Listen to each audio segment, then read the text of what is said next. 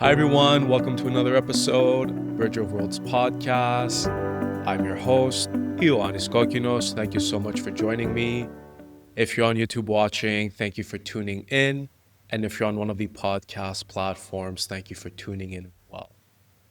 So today I'm going to switch gears a little bit. I'm going to do something that I haven't done yet and I've been meaning to do. And it's actually inspired by last week's episode, where I said collective masculine is awakening. And, I talked about like the rise of men's groups and men's communities and just collective masculine healing overall, inspired by the mystic slash alchemist archetype. So I want to say why I think that is. We probably feel it right now in the ether. We feel the energy coming. And this affects women too. It affects overall just masculine energy. But of course, for today's episode, for the sake of today's episode, I'll be gearing it towards men and masculinity. So, why I'm bringing this up today and why I was inspired by last week's episode is because actually we have some big, heavy hitting energies entering Aries, which is the first sign of the zodiac. So this isn't really like a forecasting video or anything like that. It's really going to be packed with like archetypal meanings. You don't have to believe in astrology. You don't have to know anything about your birth chart, right? I'm going to be talking about the planets and the signs in question. I'm going to explain everything from the archetypal perspective, because that's what astrology is. That what, studying the cosmos permits us to do is to basically project our own inner archetypes, our own inner expressions of nature mirrored to us through the cosmos, through the stars, through the planets. So by the time you watch this video, when are you going to watch the video? Let me just do some math here. Yes, so Neptune will already be in Aries, and Saturn will also just be entering Aries, which is very significant and very resonant with what it is I said last week as far as collective masculine energy transforming, raising, healing. So let's get into all of it. I'm going to unpack each planet. I'm going to talk about Aries and how that relates to masculine energy.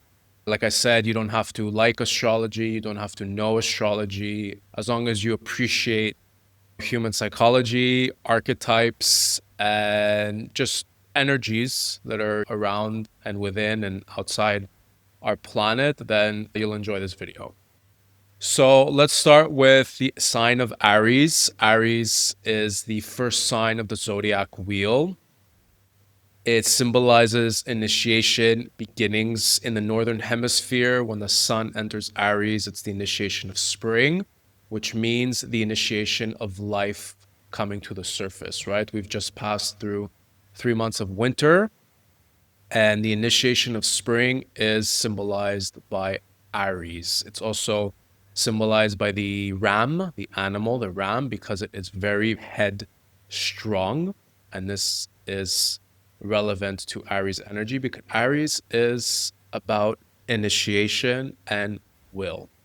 So a lot of the Aries traits are symbolically masculine. Of course, they're Aries women, right? But as a symbol, so in astrology, we have masculine signs and feminine signs. It has nothing to do with biology, but with polarity, with expression. So fire signs and air signs in astrology are masculine because they're outward focused, and water and earth signs are feminine energies because they're inward focused. So already Aries being the first sign symbolizing the number one, this also speaks to the masculine polarity because, as I've been saying over and over again, the feminine is all about bringing everything into relationship, bringing different entities into relationship. That's the feminine polarity. And the masculine polarity is the singular entities, the singular aspect of creation. It's the one. We need to fully come into ourselves. We need to individuate. We need to know who we are as a single entities in order to come into relationship. So Aries is very much about that. It's about fully self-realization, but it is the first sign. So we do move through the zodiacal wheel. We kind of see it like as its own hero's journey. And Aries is the spark of creation. Aries is the first fire sign. So again, fire is associated with masculinity and masculine energy. Aries is also associated with warriorhood, the energy of warrior, because it is headstrong, it's willful, it's fiery, and it's all about the individual. So, in all signs, in all planets, we always have a higher expression or like a healthy expression of the energy, and then we have a low expression or an unhealthy expression of a planet or sign, right? So obviously for like to the sake of today's video, I'm really going to focus on the healthy and elevated energies, but I'll mention here and there like what the lower expressions can look like. So for Aries, the lower expression would be very stubborn, very egotistical, very self-absorbed, very narcissistic. I'm not saying these are Aries people and that all Aries are like this, but it's the lower or unconscious expression of Aries, whereas the higher expression is about also being courageous, being bold, being a trailblazer. It's really about shooting out into the world, right? When we think of spring, when we think of fire, when we think of will, we want to think of shooting out into the world. And archetypally, this is very much the masculine polarity, right? Because the masculine is the will of life. The masculine is the spark of creation, and the spark is synonymous with the seed of life, right? So in the winter, we plant seeds, right? And everything happens inside the dark, underground. We don't really see life beyond the surface and above ground, but Aries is that life that comes and bursts forth from the seed. And with the seed comes the phallus. So the penis, the phallus, is also associated with Aries energy because it's the phallus that shoots out the seed as far as like our humanity is concerned and all animal species that possess penises, right? So the seed and the phallus go hand in hand. So if we think of a penis, if we think of what it looks like and what it does, it really is all about penetrating and breaking through barriers, infiltrating blockages, and really just going into new territory. Aries is all about new territory. It's the beginning of the zodiacal, right? Pisces is the end. Pisces is completion. And this is why the last few weeks and the last few years even have felt very dense and heavy because there's been a lot of grieving, a lot of mourning, and a lot of lamenting in the air. And that's because of the Pisces energy, because it is end of the wheel, right? It's the end of the journey. You can see the soul journeying through the zodiacal wheel, beginning with Aries and ending with Pisces. And, once the soul reaches Pisces, it's like it's on its deathbed. That's Pisces energy. But from the evolutionary perspective, from the spiritual perspective, there is no death, right? So Pisces is about transcendence. It's about going on and moving higher into spiritual planes and to non-material reality. And then obviously life restarts. Life restarts with Aries, and that is the seed of fire, the spark of creation, and the will of life that bursts forth. So that's Aries, right? Everything I talked about right now is Aries. So that's the sign of Aries. And then we have planets that have energies and influence us in certain ways according to astrological tradition. Now, you don't have to believe in this in order to apply it to your life or anything like that. But if you do appreciate archetypal meanings and archetypal expressions, then this information is relevant. So I'll start with Neptune because Neptune entered Aries before Saturn. So Neptune is named after the Roman god of the seas, which came from Poseidon of ancient Greece. Neptune as a planet and its energies and how it affects us and how it affects the globe very much shares the qualities of Pisces because Neptune is the modern day ruler of Pisces, whereas traditionally Jupiter. So before Neptune was discovered, Jupiter was the ruler of Pisces, but now Neptune is the ruler of Pisces because it shares the commonalities of the ethereal experience, what I talked about before around transcendence, ego death, ego dissolution. It has very much to do with, let's say, meeting our higher self, our spiritual self. It's Neptune is all about dissolving. If there's one word we think of when it comes to Neptune, it's dissolving. And dissolution has its place. Not always. We don't want things to constantly be dissolving because then things get confusing and things get blurred and things can, feel like an illusion, which that's the lower unhealthy, let's say, expression of Neptune. But in the higher expression, it's really about, yes, ego death and ego dissolution in order to understand that the physical experience, the material experience is not all there is. And, Neptune and Aries are very paradoxal. It's going to be very interesting to see Neptune in Aries, and it'll transit there for about 14 years. Neptune takes really long to transit a sign. So the bigger planets, let's say even like Uranus, Neptune, and Pluto, I know they officially took out Pluto as a planet of the solar system, but I disagree. Pluto is very influential and is very, very potent with energy, but we're not talking about Pluto today. But Uranus, Neptune, and Pluto, they transit very slowly through signs, so their energy is not as extreme and in our face. It's very subtle influences, right? Because if we're talking at like a 14-year transit, it's going to be very subtle influences. And the way that I see this, right, and touching back with what I said last week, is the collective masculine energy raising and healing. We are going to see more men starting to become interested in spirituality or being activated through their higher selves or being prone to spiritual awakenings because that is all Neptune's influence.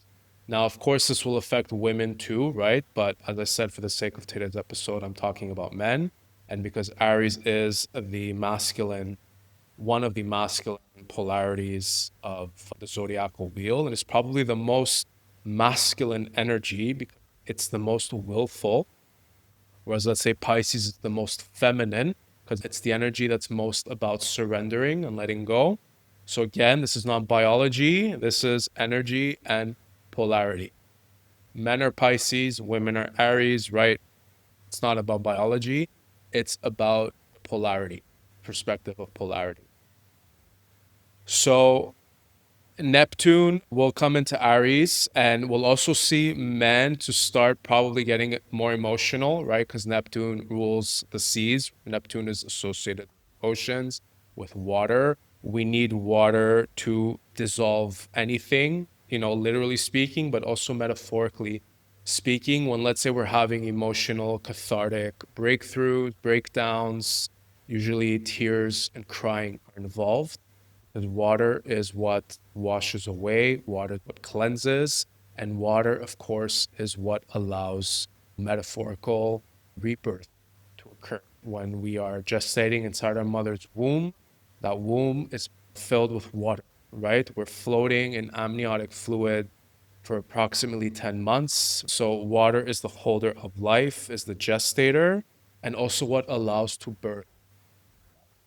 When we think of the first physical sign of life that showed up on our planet, that happened from the sea. So the first sign of life that showed up on our planet Earth all those billions of years ago happened from the sea. So this is going to be very interesting because Neptune is very much associated with water and Aries is very much associated with fire. We're also, I think, going to see a lot of divine union activations happening, whether we're partnered or solo, because, masculine is fire, feminine is water. We can also see this as like the alchemical marriage, which again is symbolic. So chemical marriage happens within us when our inner masculine and inner feminine come into union. And then with that union happening, that will also pull in and attract outer union. So I do foresee also a lot of people finding their counterparts, falling in love, men, women, men with men, women with women, whatever. It is about divine union of masculine and feminine, fire and water. And it'll be an especially very interesting 3 years approximately because Saturn is also entering the equation. And before I said that Neptune and Aries are very paradoxal, well, Neptune and Saturn are also very paradoxal for very different reasons. So, Big Bad Saturn, if you are familiar with astrology, maybe you're not a fan of Saturn. We all have our moments and phases with Saturn. Listen, Saturn is the energy within us, the energy out in the cosmos, right? Like the inner psyche, the cosmic psyche of boundaries, form. So, yes, we're spiritual beings, and yes, ego dissolution happens, and yes, there's reality and realities apart from just this reality, and that will be Neptune's domain, right? Allowing us to feel non-material and non-physical energies, entities, connecting more with guides, connecting more with ancestors, connecting with our higher self. But Saturn is form. Saturn is the physical experience and is a very heavy feeling energy. It can be very difficult and grueling and challenging to be working with Saturn, yes, but Saturn is where all the wisdom is and all of the accolades and all of the rewards after challenge is overcome, after the obstacle is completed, after the task is finished, when the homework is done. Saturn instills boundaries, borders, limitations, and restrictions in order to bring out our truth because there's a lot of fluff out there, right? There's a lot of sprinkles, there's a lot of false reality, there's a lot of falseness, there's a lot of shade. And this could also be seen as the lower expression of Neptune, right? What I say before, right? When we dissolve too much or when we dissolve the wrong thing, it can be filled with illusion, with confusion, with non-clarity. Things are not clear, things are foggy, we don't have the answers. So it's going to be very interesting for Saturn to come in because Saturn at the end of the day wants truth and only truth. So he will refine, cut, polish, extract, do whatever the energy will have to do in order to bring out the truth of any given situation. And this usually is about us. It's usually about like our truth because Saturn also has to do with solitude. Saturn has to do with isolation. It's very difficult energy, but it is necessary energy in order to quote unquote grow up an adult. So Saturn is associated with Capricorn and Aquarius traditionally. So these are energies that are opposite of Cancer and Leo, which are associated with the child. We need to grow out of our, childish, immature, underdeveloped, and unprocessed processes. It is crucial to remain connected to the inner child. And that's why sometimes Saturn can feel really challenging because it sometimes feels like it just wants to kill the child, right? But that's the lower unhealthy expression of Saturn. If we think of the primary myth of Saturn, which this is the Roman counterpart of Kronos, Kronos in ancient Greece, this was the child eater. We know that Kronos tried to eat all of his children so that he can remain in power. He didn't get to eat Zeus. Long story short, Zeus grew up, became strong, and overthrew his father Kronos. But this story, right, this myth, when we're looking at mythology and we're looking at archetypes, as I keep saying, these are expressions of human nature, right? Like where they were looking at Rome, ancient Greece, no matter what culture, no matter what cosmology in the world, right? All these mythologies basically depict elemental forces, forces of nature, right? So like let's say Poseidon and Neptune, who are associated with the oceans, that's the elemental force or the elemental energy of the sea, right? The sea existed before Poseidon and Neptune. It's just the Greeks gave the name Poseidon to describe the sea and its power and its energy. And then because we're mirrors for the nature world, right? We are expressions and mirrors for the nature world. These forces also exist within us. So Kronos, quote unquote, eating children meant that Kronos, first of all, means time, right? Linear physical time.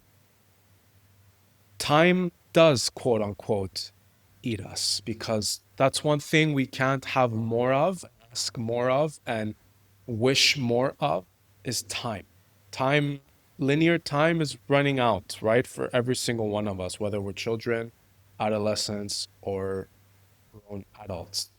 So the myth of Kronos eating children basically means is that time eats youth, right?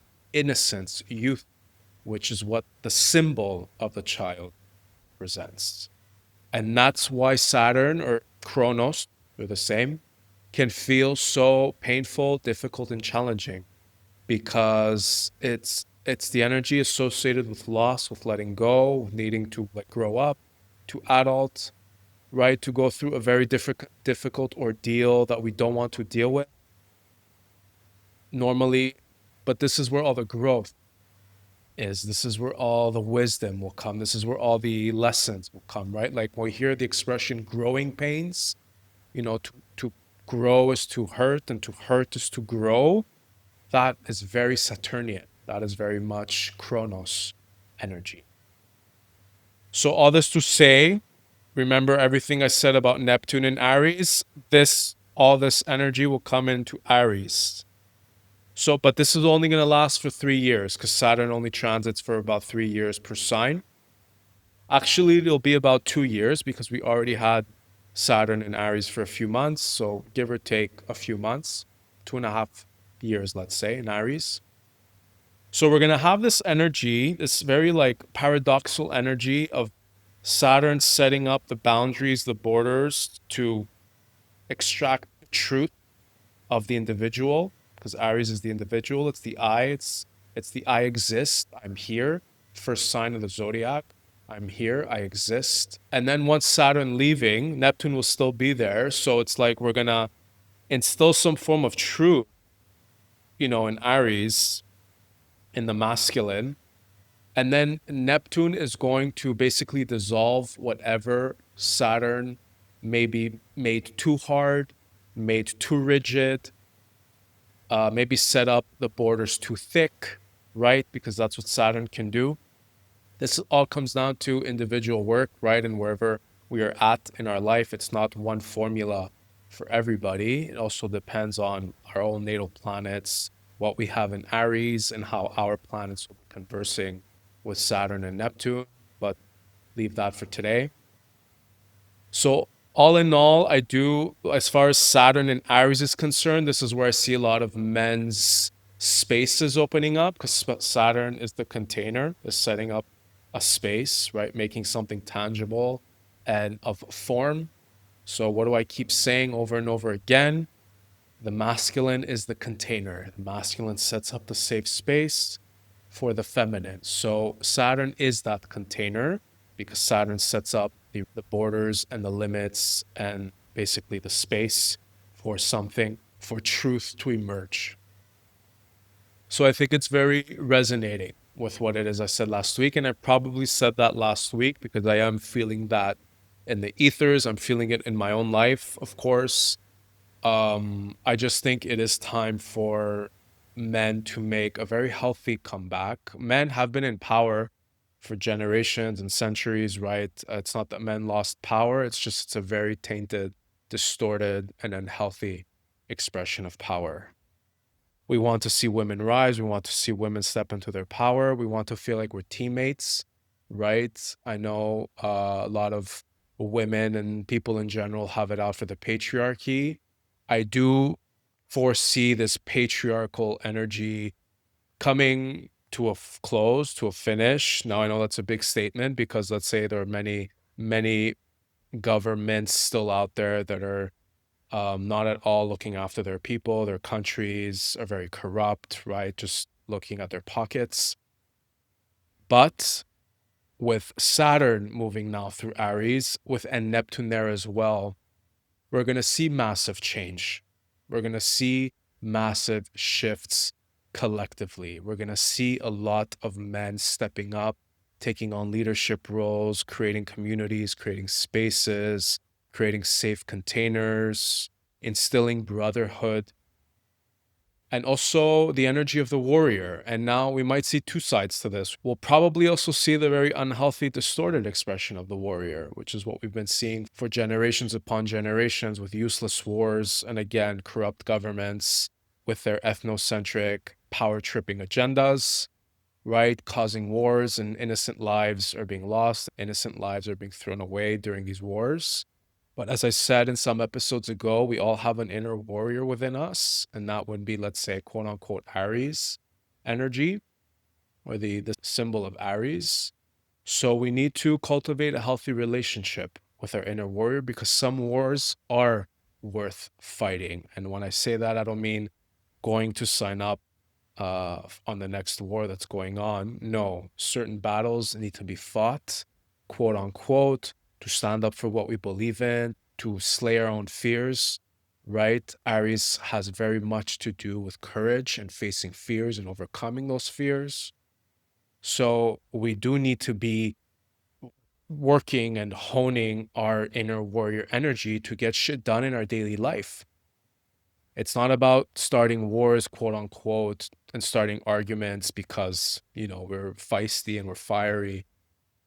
It's going to come down to learning how to work with our inner fire, which again, speak to the Saturn and Neptune journey moving through Aries.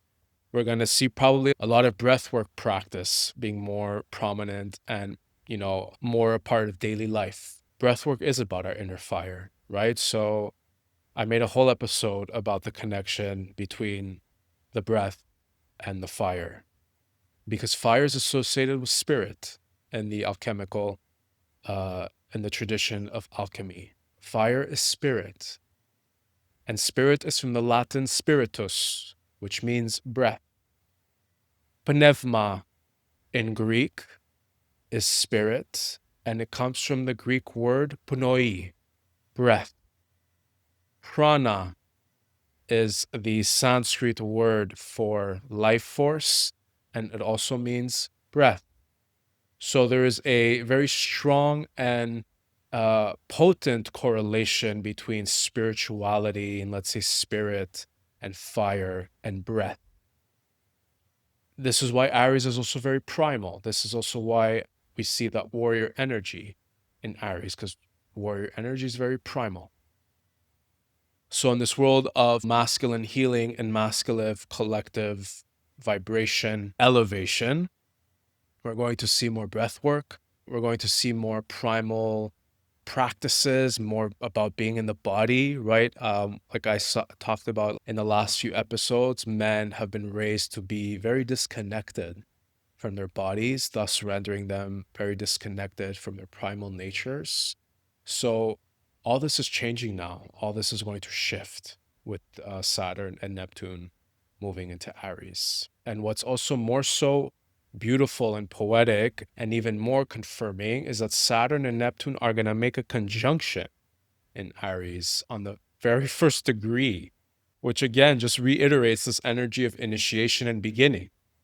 So the very first degree of the very first zodiac sign of the zodiacal wheel, we have Saturn and Neptune coming together, and this is going to initiate a whole new cycle. Any two planets come together in any sign, it's the seed.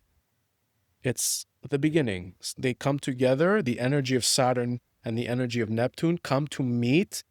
There is a seeding there, and then as the planets move, that energy will grow. I know we get like the first quarter phase, the opposition, but that's like years ahead, right? So I don't want to get too much into the astrology. It's more about the archetypal meanings. So this is why I wanted to make today's episode, because of what I said last week. I also have a lot to offer as far as astrology is concerned. My whole alternative path as far as ideologies and belief systems and spirituality started with actually no, not spirituality. I had my spiritual awakening before I started studying astrology, but as far as any form of esotericism, any form of esoteric school of thought or mystical school of thought, it did start with astrology. And there's so much there as far as archetypes are concerned, masculine and feminine energetics. You know, you don't have to like astrology or know your birth chart to appreciate the potent archetypal symbolism that is there, because that does serve our psyche, no matter what we know about our birth chart or where the planets were when they were born. That doesn't really matter, because we can look at a planet and we can look at the archetype of that planet. That archetype does exist within us. And not because the planet says so, but because that is a part of our human nature. We all have an inner critic slash authoritarian. Did I say that right? Someone that gives authority, someone that has authority. So that's our Saturn archetype. We all have an inner teacher, an inner guide, an inner optimist. That's our inner Jupiter. We all have an inner warrior. That's our inner Mars. We all have an inner lover, someone who appreciates beauty, art, the good stuff in life, luxury. That's our inner Venus. We all have a communicator. We all communicate a certain way. We all write a certain way. We all move around in our day to day a certain way. That's our Mercury, right? So again, it doesn't have to be about the planets in your birth chart. Obviously, they're there and they can tell you a lot about who you are and your energy and so on and so forth. But you don't have to necessarily know the astrology in order to apply these archetypal expressions into your own life and livelihood, because that's what these symbols are. And these symbols are archetypes. And this is the foundation of, let's say, Jungian psychology, right? So when we study the archetypes, whether in myth, whether in the cosmos, whether in cosmology, whether in the stars, the constellations, the planets, whatever archetype we study, that archetype has the potential to reflect that pattern in our own life. So let's say we study a myth of a masculine and a feminine and something they're moving through, that will reflect a pattern in our own life. And now we can dissect, we can look at the psychology of the story in question, the story in our own life happening. I always say it. I basically say studying astrology and the archetypes is like free psychology, because that's what psychology is, right? It's the patterns of the psyche. It's the logos of the psyche. The logos, a synonym for the logos is patterns, because it's about instilling some form of order, and we instill some form of order through patterns. And psyche is the soul. Psyche is our inner world. So by studying patterns, by learning patterns, and by seeing patterns through archetypal stories and so on and so forth, we can unlock a lot of potential within ourselves and understand ourselves better. So I'll leave it here. I think that's enough food for thought. I hope you enjoyed this episode. I'm probably going to talk more about like astrological archetypes as well. I also enjoy the tarot. There's also a lot of potent archetypal, energies and expressions there. So I think I'm going to start bringing all this to the space, because why not? It's a part of my journey. And there are things to learn, there are things to share. So I hope you're looking forward to Saturn and Neptune in Aries, because the energies were moving through Pisces. It felt a lot heavier and denser because of all the grieving in the morning and the letting go we were asked to do. But it's going to be very different in Aries. It's not to say that there won't be challenges, because the lower expression of Aries is egomania, narcissism, pulling tantrums, toddler energy, right? So it's really going to be about learning how to hone and cultivate that inner fire. That's going to be key to moving through these Aries energies, especially with Saturn there. That will be there for the next 2.5 years. So if you're on YouTube, please hit that like, subscribe. I so greatly appreciate it. Please comment on the video if you liked it. If you have anything you'd like to share about the astrology, I'd love to hear from you. If you're on one of the podcast platforms, you can share the episode. You can rate the episode, rate the podcast if you're enjoying it. That will really help me out as well. You can send me a message if you'd like to communicate something to me. I'd love to hear from you as well. All my information is on the YouTube description. My website is templeoffire.car.co. We can work together as far as masculine and feminine energetics are concerned, masculine embodiment, shadow work, breath work. Anything I bring to the space is up for grabs as far as inner work is concerned. For those of you on the podcast, you can find all the information on the podcast footers. You can also find me on Threads as far as social media is concerned right now. I'm only on Threads, so I'd love to see you over there as well. You can find me on Substack. Also, if you enjoy reading, Substack is a fantastic platform for those of you who enjoy reading. There, I post daily notes and weekly posts, like longer form essays around masculine, feminine energies, conscious sexuality. It's more so the conscious sexual aspect of my journey, and especially like porn addiction recovery. But there's a lot of juicy stuff there for you with shadow work and masculine healing and so on and so forth. So I think that's it. I'll be back, of course, next week with a brand new episode here on Bridger of Worlds, Masculine Embodiment, Spiritual Awakening podcast every Thursday. And as always, in closing, please remember that you are the medicine and I'm just the messenger. Thank you very much.